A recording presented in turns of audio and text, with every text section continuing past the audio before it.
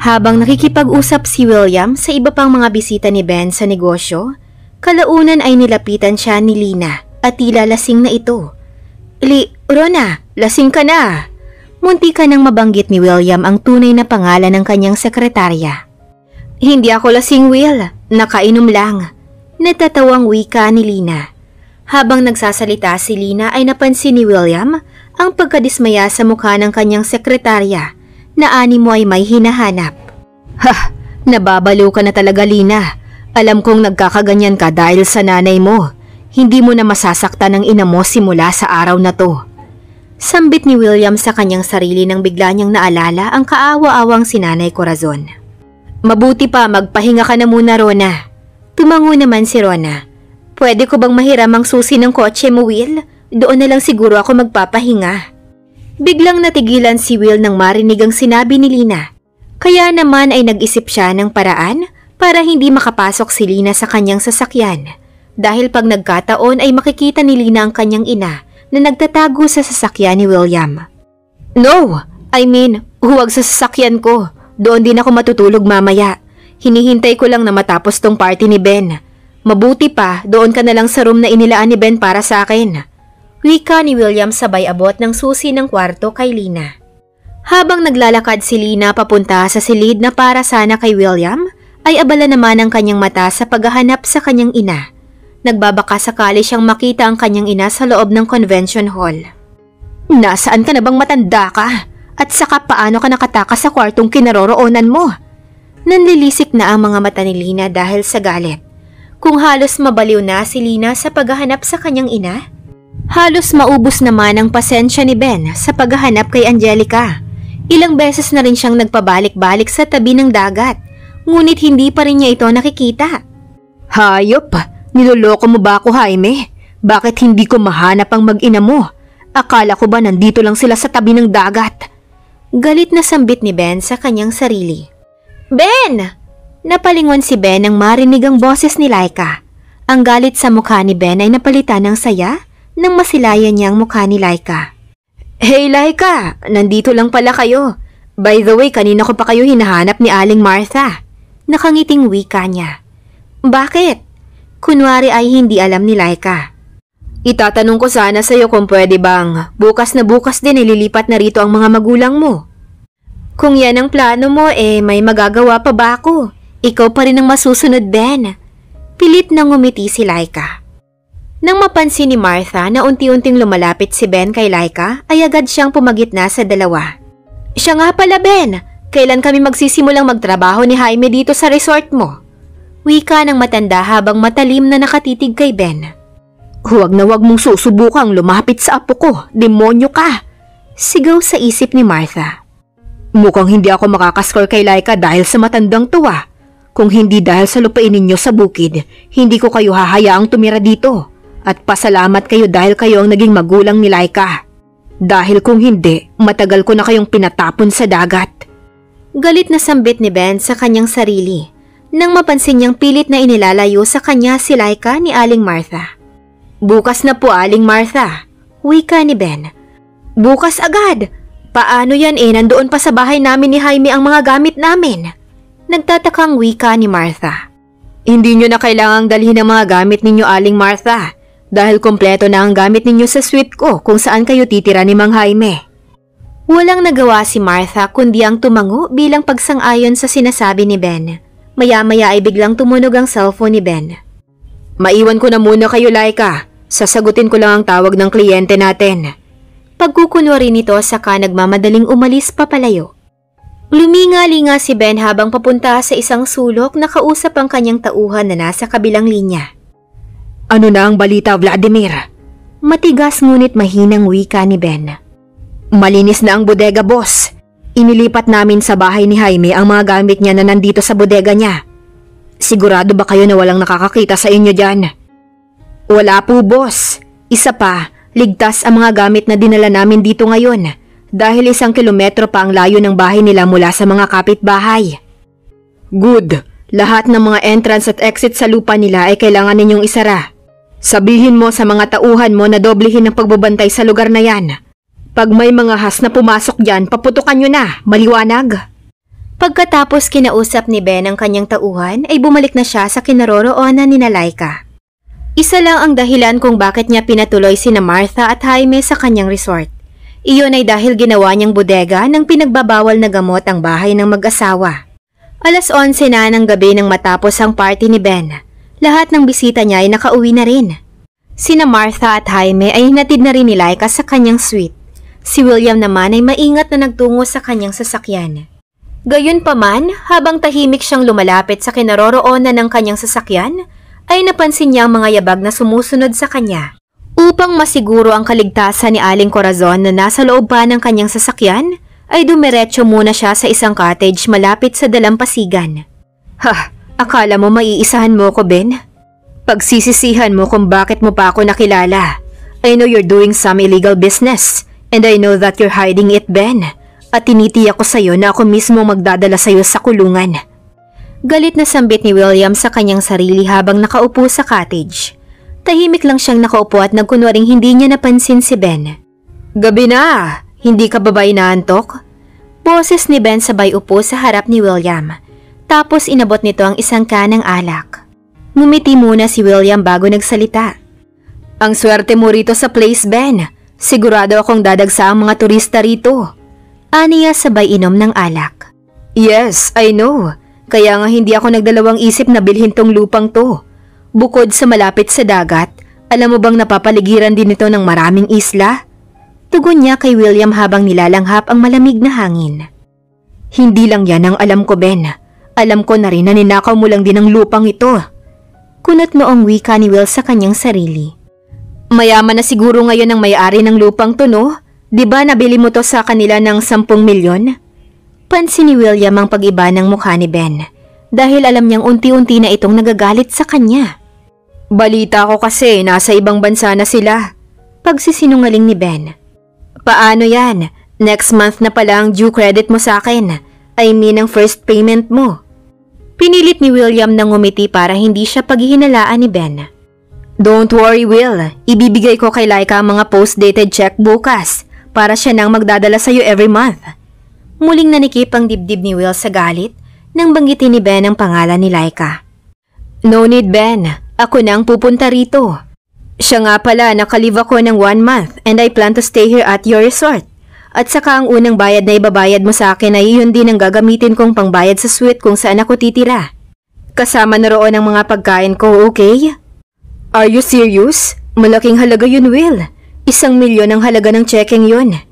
Keep the change, Ben. Alalahanin mo, business partner mo ko sa resort na to. Wika ni William. Okay. Well, kunin mo na lang sa receptionist ang susi mo, okay? At saka matulog ka na rin. Malalim na ang gabi. Have a good night.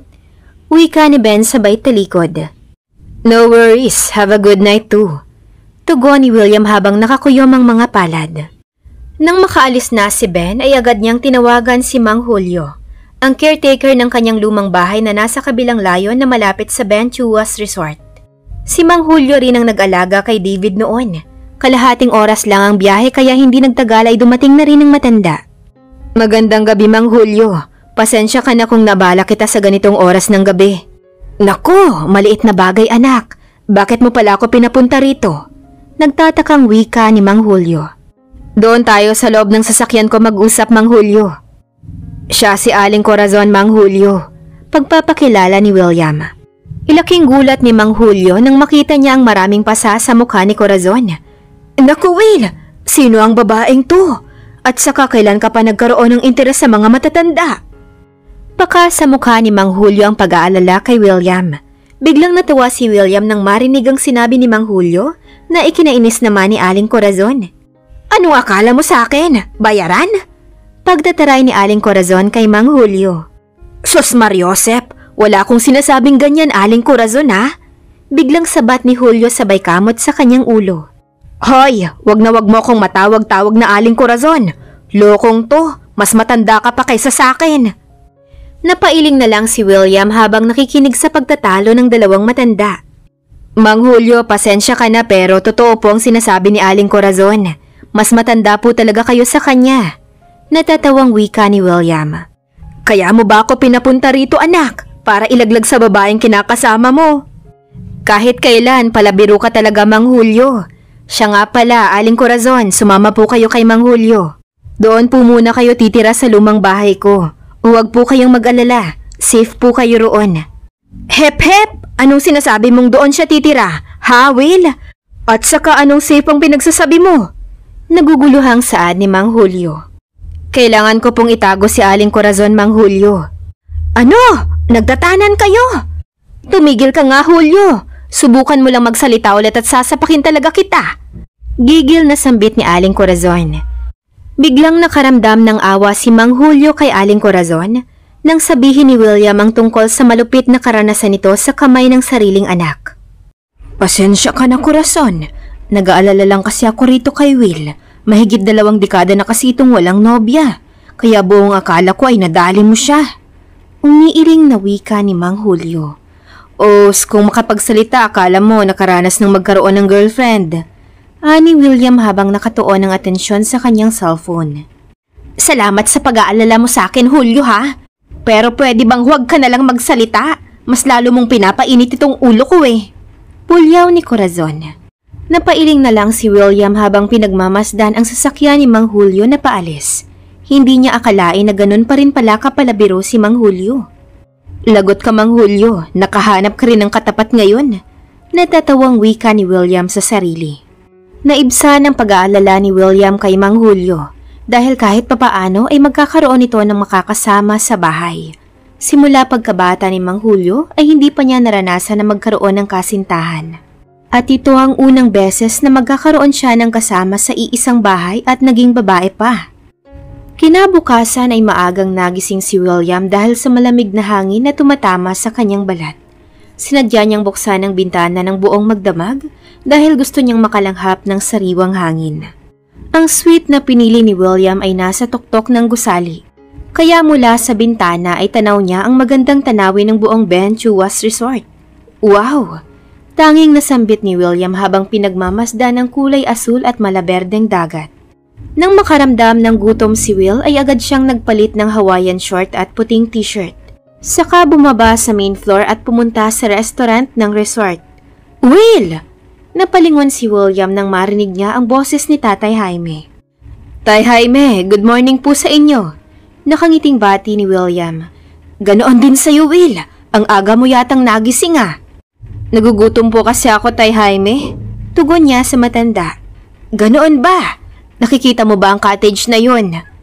Wika ni Jaime sabay turo sa isang floating cottage sa dalampasigan. Alam mo bang masarap kumain kapag nakaupo ka sa tabi ng dagat? Lalo na kapag napapaligiran ka ng tubig dagat. Kaya doon ka muna at kukuha lang ako ng pagkain mo, okay? Tumango si William saka ngumiting pumunta sa isang floating cottage na itinuro sa kanya ni Jaime. Habang hinihintay ni Will si Jaime, napansin niya ang mga waitress ng resort na panay ang tingin sa kanya. Maya-maya ay lumapit na ang mga ito sa kinaroroonan niya. Good morning, sir. Ano pong gusto niyong order? Nakangiting wika ng isang waitress. Ito po ang menu, sir. Wika naman ng isang waitress sabay abot ng menu kay Will. Alam mo bang masarap ang mga ulam namin dito? Magagaling po kasi ang mga chef namin dito. Wika ng isa pang waitress habang nagpapakyut kay William. Sa halip na magsalita si William ay isinuot niya ang kanyang sunglass. Saka tahimik na pinagmamasdan ng menu. Mula sa kanyang upuan, narinig niya ang bulungan ng mga waitress. My God! Ang gwapo niya! Artista ba siya? Oo nga eh! Tingnan niyo yung dibdib niyo, ang lapad! Ang sarap sigurong makulong sa mga braso niya. Ang swerte naman ang magiging asawa niya. Lihim namang napangiti si William habang patuloy na nakikinig sa mga sinasabi ng waitress. Ngunit ang hindi niya alam ay pinagmamasdan rin pala siya ni Laika. Ha! At pangiti-ngiti ka pa ha? Singhal ni Laika sa sarili habang bitbit ang vanilla hot coffee at breakfast ni William. Hindi nakatiis si Laika dahil sa inis at selos sa mga waitress, kaya padabog siyang lumapit kay William. Ahem! Igham na sambit ni Laika habang nakatayo sa likod ng mga waitress. Good morning po, Ma'am Angelica! Sabay-sabay na tugon ng mga waitress. Alam niyo ba na marami na tayong customers sa loob ng restaurant na naghihintay ng order nila? Diretsyong sabi ni Laika sa mga waitress habang matuli na nakatitig kay William. Yes po, ma'am. Mahinang tugon ng isang waitress. So, bakit pa kayo nandito? Huwag niyong sabihin na ang mga cook pa ang magsaserve sa mga customer natin. Wika ni Laika habang nakataas ang isang kilay. Sorry po, ma'am. Nakayukong sambit ng isang waitress. Nang makalis na ang waitress ay padabog namang inilapag ni Laika sa mesa ang tray ng almusal ni William na ikinagulat naman ito. Aba, mukhang masama ata ang gising mo ngayong umaga. Nakangiting wika ni Will habang nakatingin sa paligid. Nang makita niyang walang ibang tao sa paligid nila ay agad niyang hinila si Laika palapit sa kanya at saka hinalikan sa labi. Nang maramdaman ni Laika ang mainit na labi ni Will, ay lihim muna niya itong nilalasap bago kinagat ang ibabang bahagi ng labi ng kanyang nobyo. Ouch! Biglang napatigil si Will sa kanyang ginagawa nang maramdaman niyang kinagat ni Laika ang kanyang labi. Han, anong ginagawa mo? Impit na daing ni Will habang nakahawak sa kanyang labi. Iyan ang bagay sa'yo. Ang aga-aga nakikipaglandian ka sa mga waitress na yun. Bulyaw ni Laika habang nakasimangot. What? Natatawang sambit ni Will. What ka dyan? Akala mo hindi ko nakita? Kung makangiti ka sa mga yun, daig mo pang nagpapakyut. Galit na wika ni Laika habang nakataas ang nguso. Lalong natuwa si Will nang makita niyang pagsiselos ni Laika dahil ramdam niya ang labis na pagmamahal sa kanya ng nobya. Kaya mas lalo niyang hinigpitan ang pagkakayakap dito at saka muling hinalikan ang labi nito. I love you, honey. I'll promise ikaw lang ang babaeng huling mamahalin ko. At kahit baliktarin ko man ang mundo, ikaw pa rin ang pipiliin ko at hahanapin kita kahit saan mang sulok ng mundo. Hindi ako magsasawang mahalin ka, Laika. Makabuluhang wika ni William. Unti-unting nawala ang selos na nararamdaman ni Laika nang marinig niya ang sinabi ni Will. Oo na, sabi ni tatay nagugutom ka raw kaya kumain ka muna. Nakangiting wika ni Laika. Wait, bakit ikaw ang nagdala ng breakfast ko? Nasaan ang si Tatay Jaime? Muntik nang mabanggit ni Will ang salitang lolo sa harap ni Laika. Nandoon sila ni nanay sa kitchen. Ang dami kasing bisita ni Ben kagabi na nagbook ng suite. At plano nilang magbakasyon dito ng 1 buwan, kaya busy sila sa kusina. Siya nga pala dad, tumawag sa akin si David kagabi. Sabi niya bumubuti na raw ang pakiramdam niya. Masiglang wika ni Laika. Talaga? Masayang tugon ni Will habang kumakain. Tumango si Laika. At alam mo ba dad, nang makita ko si David kagabi, pansin ko sa kanya na unti-unti na ring bumabalik ang dati niyang sigla. Naluluhang sambit ni Laika dahil sa tuwa. Habang masayang nag-uusap sina Laika at William, sa di kalayuan ay may mga mata palang tahimik na nakamasid sa kanila. Alam kong may binabala kayong masama sa akin, Will at Angelica. Sa tingin niyo ba hindi ko alam? Nagkakamali kayo. Alam kong fiancé ng anak mo ang babaeng yan. Galit na sambit ni Ben sa kanyang sarili. Alam kong hindi basta-basta papasok ang babaeng yan sa kumpanya ko kung hindi mo siya inutusan, Will. Pero bago ko puksain ang babaeng yan, sisiguraduhin kong paglalaruan at pagsasawaan ko muna siya. Alam kong kasing sarap siya ni Dulce. Natatawang wika ni Ben habang nakatitig sa kinaroroonan ni Laika. Napahawak bigla si Ben sa dibdib niya nang maisip niyang mukha ni Dulce. Hindi niya akalain na habang tinititigan niya ang mukha ni Laika, ay mukha ni Dulce ang nakikita niya sa mukha ng dalaga. Ano itong nakikita ko? Bakit nakikita ko ang mukha ni Dulce sa kanya? Nagtatakang sambit ni Ben habang patuloy na minamasahe ang dibdib gamit ang sariling kamay. Nagmamadaling bumalik si Ben sa kanyang suite at agad na tinawagan si Lina. Ano? At kailan ka pa naging interesado sa Dulce na yan? At saka pareho naman tayong walang balita tungkol sa babaeng yun, di ba? Sa tingin mo ba may anak na si Dulce ngayon? Ben naman, sa tagal ba naman ng panahon ng lumipas? Malamang ay may sarili ng pamilya yon. Hindi ba magkaibigan kayo, Rona? Bakit hindi mo hinanap si Dulce? Yes naman. Si Dulce lang ang nag-iisa kong kaibigan. At saka mula nang may mangyari sa inyong dalawa, hindi ko na talaga alam kung saan siya nagpunta. Ang mga magulang niya, alam mo ba kung saan sila nakatira? Oo. Alam ko na nasa malayong probinsya ng Mindanao sila lumipat. Gusto kong i-text mo sa akin ang address nila sa Mindanao para mapahanap ko sa mga tauhan ko, Rona. What? Pero wala na akong balita tungkol sa kanila, Ben. Agad nang ibinaba ni Ben ang tawag nang marinig ang sinabi ni Lina. Sino ka ba talaga, Laika? Bakit magkamukha kayo ni Dulce? Bulalas ni Ben. Tama! Bakit hindi na lang sina Jaime at Martha ang ipapa-background check ko? Natatawang wika ni Ben. Tila nabuhayan ang loob ni Ben nang maisip niya sina Martha at Jaime. Aalamin ko ang tungkol sa mag-asawang yun. Alam kong hindi mahirap alamin ang tungkol sa dalawang matandang yun. Habang abala si Ben sa kanyang mga pinaplano, abala naman sina Laika at William sa kanilang ginagawa. Han, pwede mo ba akong pagbigyan? Alam mo namang namimiss na kita eh. Bulong ni Will kay Laika habang umiinom ng kape. Dad, ano bang pinagsasabi mo? Kumain ka na nga. Natatawang wika ni Laika. I'm not kidding, Miss Algarne. I'm serious. Kung hindi mo ako pagbibigyan, bubuhatin kita papunta sa suite ko. Maotoridad niyang sambit. Ganoon? Tinatakot mo ba ako, Mr. Bautista? Kagat-labing tugon ni Laika. Lumapit si Laika kay William sa kanya ito kinwelyuhan. Bilisan mong kumain at sundan mo ako sa suite mo, Mr. Bautista. Bulong niya habang kinukuha ang susi sa bulsa ni Will. Pagdating ni William sa kanyang suite ay agad niyang nilak ang pinto at nagmamadaling pumasok sa kanyang silid. Napakagat-labi si William nang makita niya si Laika habang nakadapa sa kanyang kama. Nagmamadali na rin siyang lumapit kay Laika. I love you, honey. Wika ni Will. I love you too, Dad. Nauutal na tugon niya. Alam mo bang namimiss ko na ang mga tunog na yan, Han? Lalo na itong maganda mong katawan. I really missed it. Wika ni William. Paigtad-igtad si Laika sa kanyang pagkakahiga habang mahigpit na nakahawak sa buhok ni Will. Ramdam na ramdam niya ang walang humpay na ligayang binigay sa kanya ng kanyang nobyo. Habang inaayos ni Lina ang kanyang mga gamit, hindi niya maiwasang isipin ang biglaang tanong ni Ben sa kanya tungkol kay Dulce. Bakit hinahanap ni Ben si Dulce? Teka, hindi kaya alam na ni Ben ang tunay kong pagkatao? Alam na ba niya na hindi ako si Rona? Halos lumuwa ang mga mata ni Lina sa kaba habang iniisip yun. Dahil sa pagkabalisa ni Lina ay agad niyang binuksan ang kanyang laptop at saka hinanap ang social media account ni Dulce.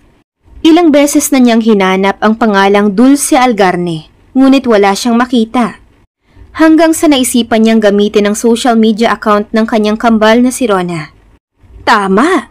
Ako nga pala ang gumawa ng social media account ni Rona. Itry ko kayang buksan ang account niya at baka friend sila ni Dulce. Natatawang wika ni Lina. Hindi nga nagkamali si Lina. Nasa friend list nga ni Rona si Dulce. Ngunit bago niya tiningnan ang profile ni Dulce ay binuksan muna ni Lina ang mga lumang litrato ng kanyang kambal na nakasave sa social media account nito. What? Bulalas ni Lina nang makita ang mga larawan ng kanyang kapatid habang kasama si Dulce at ang mga magulang nito na sina Martha at Jaime. Bakit magkasama sina Dulce at ang dalawang matandang ito? Nagtatakang tanong niya sa kanyang sarili. Hindi nakatiis si Lina, agad niyang binuksan ang profile ni Dulce at saka hinalungkat ang lahat ng pictures ni Dulce na nakasave sa gallery nito.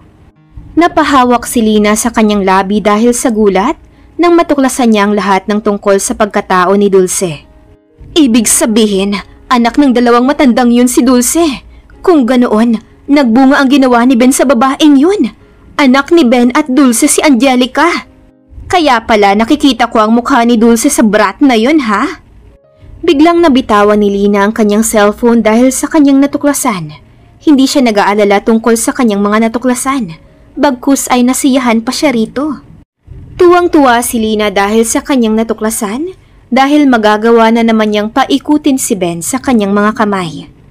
Habang palakad-lakad siya sa kanyang kinatatayuan ay agad niyang naisip na gamitin ang kanyang lumang SIM card. Agad niya itong sinaksak sa kanyang cellphone at tinext si Ben. Kung abala si Lina sa kanyang mga plano laban kay Ben, abala rin si Ben sa kanyang mga plano laban kina William at Laika. Hindi niyo ako maluloko, Will at Laika. Hindi ko hahayaan na masira ang kumpanyang pinaghirapan ko. Kung sa tingin niyo ay maiisahan ninyo ko, nagkakamali kayo. Galit niyang sambit habang umiinom ng kape si Ben, ay biglang tumunog ang kanyang cellphone. Napakunot ang noon niya nang makita ang unknown number na nagpadala sa kanya ng mensahe. Biglang nanlaki ang mata ni Ben nang mabasa ang mensahe. May alam ako tungkol sa babaeng matagal mo nang hinahanap, Mr. Chua. Agad na tinawagan ni Ben ang numerong nagpadala sa kanya ng mensahe. ngunit hindi niya ito makontakt. Kaya naman ay nagpadala siya ng mensahe rito. Sino ka? Ano ang alam mo tungkol sa babaeng hinahanap ko? At saka paano ka nakakasiguro na siya nga ang babaeng pinapahanap ko? Dulce! Muling kumabog ng malakas ang dibdib ni Ben nang mabasa ang pangalan ni Dulce mula sa kanyang unknown textmate. Paano mo nagawang lokohin ng isang Ben Chua? Kung malaman ko lang na niloloko mo ko, aalisin ko talaga ang buhay mong hayop ka. Sambit niya habang kinakausap ang kanyang cellphone. Maya-maya ay muli na naman siyang nakatanggap ng mensahe. 5 milyon Ben. Kapalit ng impormasyon tungkol kay Dulce at sa anak ninyo. Biglang natigilan si Ben habang binabasa ang mga mensahe sa kanyang cellphone. Kaya muli niya itong nireplyan. I'm sorry, wala akong oras sa mga katulad mo. Paano ako magkakaroon ng anak? Ibibigay ko sa iyo ang address kung saan dadalhin ang tseke at padadalhan din kita ng mga larawan ni Dulce at ng anak mo. Kung hindi mapakali si Ben, masayang-masaya naman si Lina. Napahagalpak ng tawa si Lina habang pinaglalaroan si Ben. Hindi niya inaasahan na magagawa na naman niyang paikutin si Ben. Ang labis na pag-aalala ni Lina ay biglang naglaho. Sa wakas ay hindi mo na ako matatakot, Ben.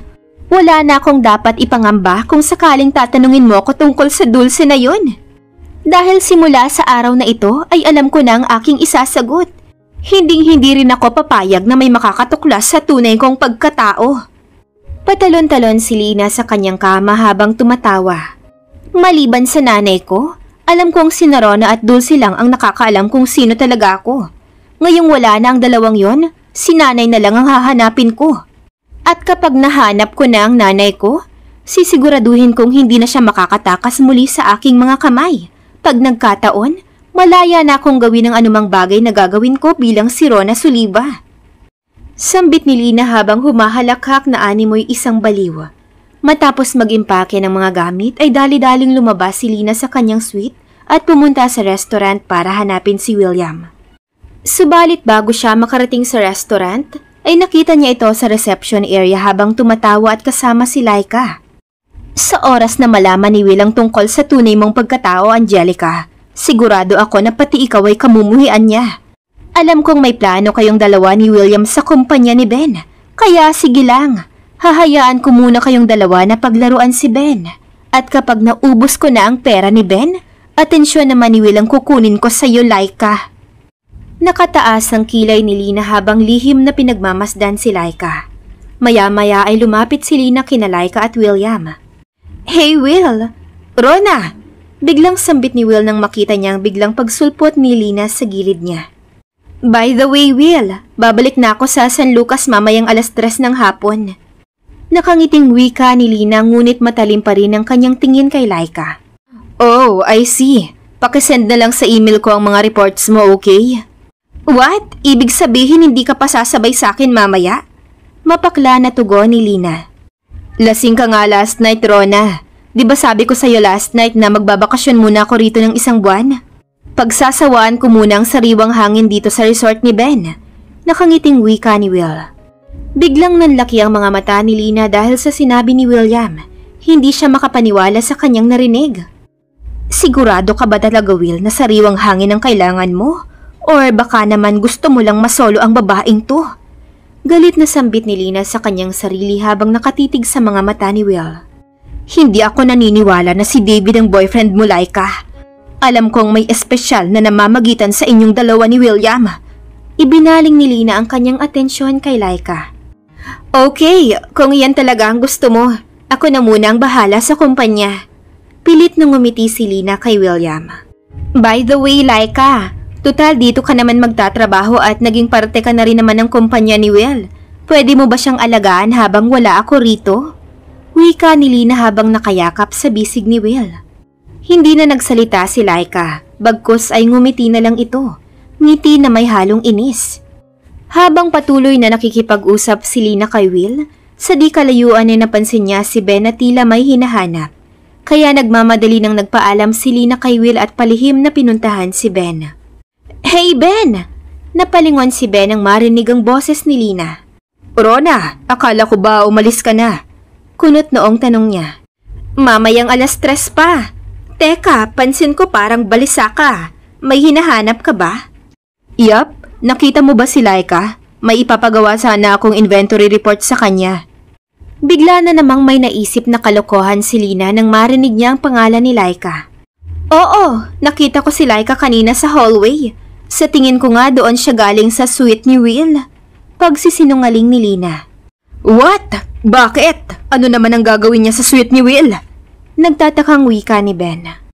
Alam mo Ben, hindi naman talaga ako naniniwala na fiancé ng babaeng yun ang anak ni Will eh. At kung totoong may relasyon nga sila ni David, baka pati si Will ay inaakit na rin niya. Di ba nga nasa Amerika si David nag-OJT? Patuloy na wika ni Lina habang umiiling pa. Hindi maitago sa mga mata ni Ben ang pagsiselos kay William. Alam niyang may galit siya kina William at Laika, pero hindi niya rin maalis ang selos lalo na sa tuwing nakikita niya ang mukha ni Dulce kay Laika. Alam din ni Lina na nahuhumaling na si Ben kay Laika, kaya madali lang para sa kanya na paikutin ito sa kanyang mga kamay. Gagawin lahat ni Lina makuha lang niya ang tiwala ni Ben, upang sa ganoon ay madali na lang sa kanya na makuha ang lahat ng kayamanan nito. Wala siyang pakialam kahit naghahasain pa ni Ben ang kanyang sariling anak.